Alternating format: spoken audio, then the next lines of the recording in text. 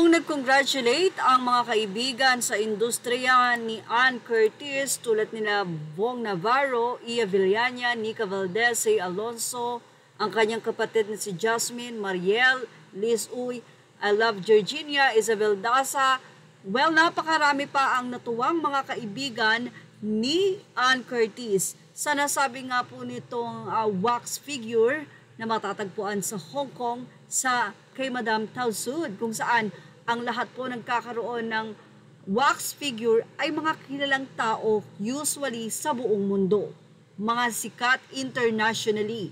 Kaya naman ang mga netizen, todo question kung bakit mayroon ito si Ann Curtis. Yes, nagulat talaga ang mga netizen nang ipakita ni Ann Curtis ang kanyang wax figure sa Hong Kong sa Madam Tao Sud.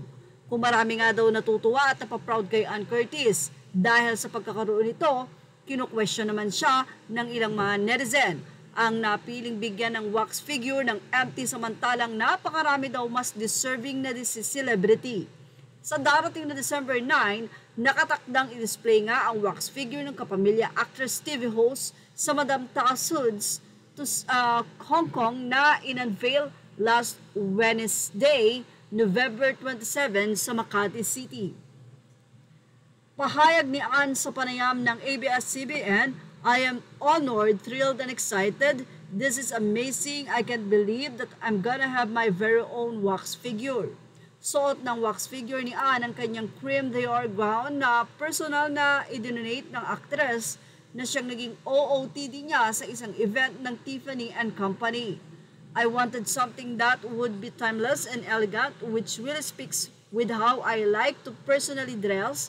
So we went with something that I felt was an iconic moment for me. Yan pa ang naging pahayag ni Ann Curtis. Ipinaliwanag din ni Ann kung bakit may hawak na microphone ng kanyang wax figure. In my 27 years in the industry, I felt that a microphone has been such a powerful tool. And whether it be hosting, giving a speech as a UNICEF ambassador, doing my spills as a TV host on Showtime, or even doing concerts in the Araneta Coliseum, it has been such a powerful tool for me.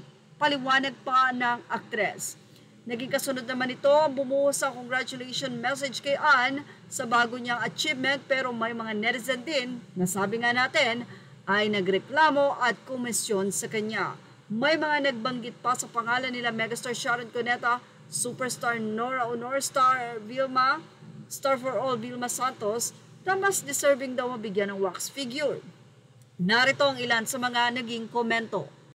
Say nila, who is she to be given such honor? Vilma, Nora, Sharon deserve better. This is so weird. Bakit siya? Dami pang mas nauna sa kanya na masikat at premyadong aktres tulad ni Sharon Cuneta, Nora Honor at Vilma Santos. Bakit siya? Paki-explain.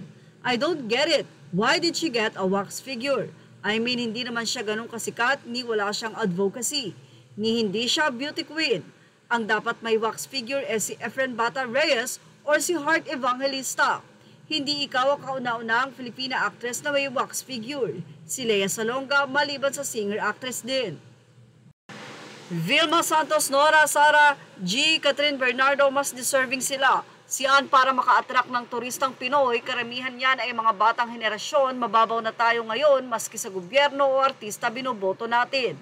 Sa mga bashers dyan, kaya may wax si Ann, I think because she fluent to English and most followed actress in Instagram. That's only my opinion. Ambassador ng UNICEF si Ann Day, pinakamaraming followers na actress sa Pinas at madami na ding award at may movie din siya sa Hollywood at matagal na din siya sa entertainment industry.